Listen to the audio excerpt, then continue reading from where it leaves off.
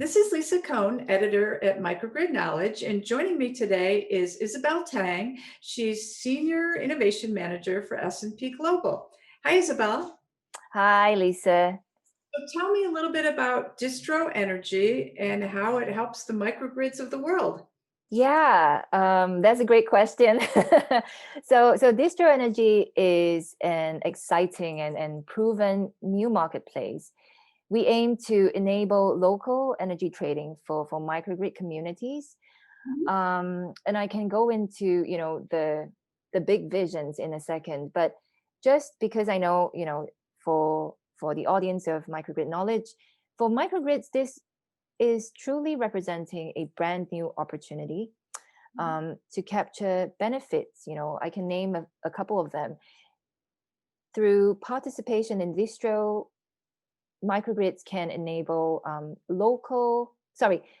I keep saying this, lower energy prices for local consumers on the grid, while improving revenues for the local renewable generation, and also greater self-consumption of on-site renewables if you want to get after the decarbonization piece. And very importantly, the financial piece, greater return on investment on renewable assets. This includes battery storage. So I know that in some parts of the world, as we have dialogued with battery operators, battery owners, sometimes the value stack for a battery and the returns can be a bit volatile. So this is something we aim to get after also in the marketplace that we set up. And all of these benefits are done through fair, through transparent and dynamic pricing, which incentivizes flexibility and demand response.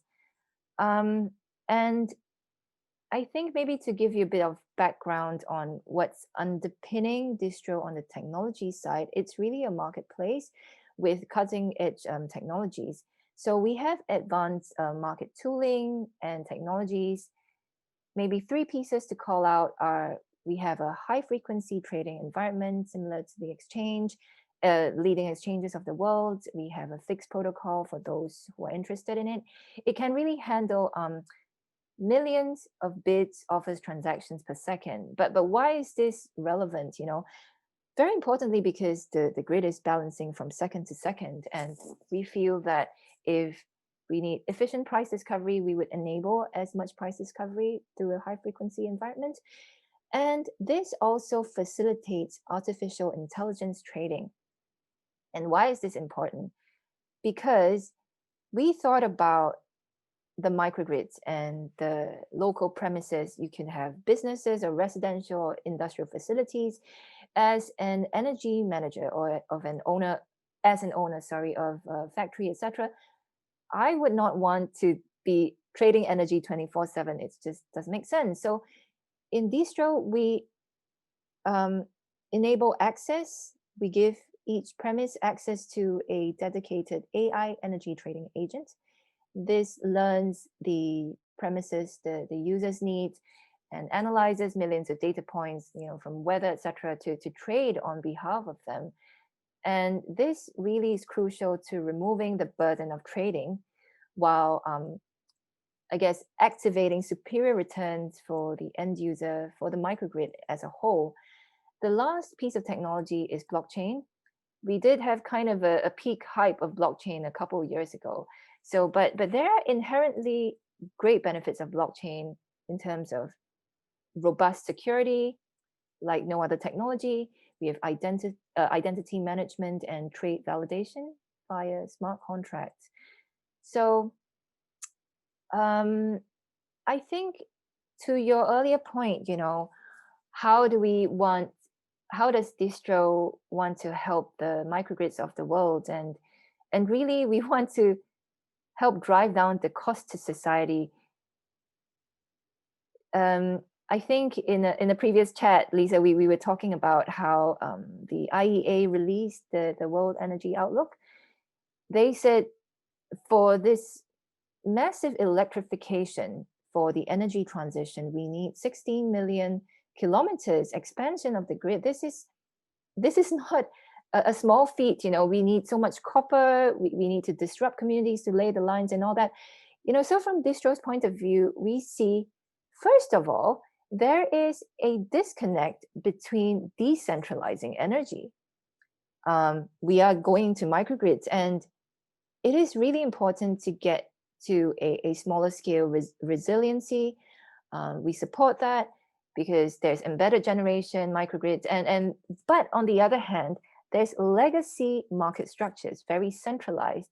So we dialogue from S&P Global Platts with industry leaders in the power space and the energy space. They have called for just more efficient pricing and markets to reflect this changing reality, going to microgrid level, even, or maybe slightly larger scale, even mini grid or lower nano grid, whatever that is. We need just better price discovery. So this is what we have done with efficient market design, bolstered by good technology facilitating these new marketplaces, wherein within a marketplace, different premises can trade with each other, helping the grid to balance, Mhm. reducing the need for more grid investment. So if you locally balance, then net of, you can have less stress on the grid, less dependency, but also you can then be a player, you can aggregate and help that introduce more flexibility. So if I'm a microgrid owner operator, how do Mhm. I take advantage of your service? Well, I think the first step is to speak to us, and we can identify whether what are the benefits that can truly be for your unique use case. What are the flexibility that we can introduce in terms of what's the demand profiles on site? Maybe some other assets that we could introduce. Um, but I think maybe more importantly, as everyone's getting after the energy transition, and it is quite tough times at the moment, come talk to us. The model that we have is if you deploy Distro on site, most likely we will work out a a cost saving profit sharing model wherein um, if you don't save, you don't pay us anything kind of Ah, idea. mhm. Yeah. So this is really what we are getting after. We want to facilitate the open market operation while reducing the burden of implementation and improving the financial use case for microgrids. Most importantly, well, we're talking about how microgrids improve resilience for the grid. We want to make the financial use case more resilient as well, and then bring that all together for the energy transition. Of all the things we discussed, the technology, the real-time pricing, Hmm. how you help microgrids, what do you get most excited about?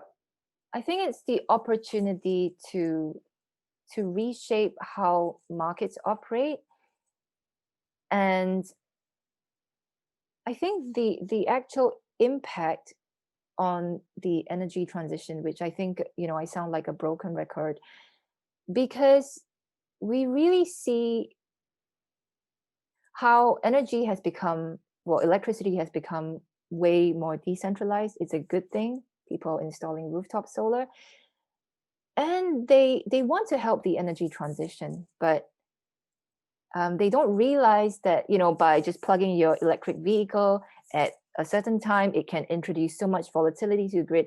They have no idea what are dynamic pricing that is, your economics 101, demand and supply. If on site, I think that, at 11 p.m. is the best time to plug in electric vehicles.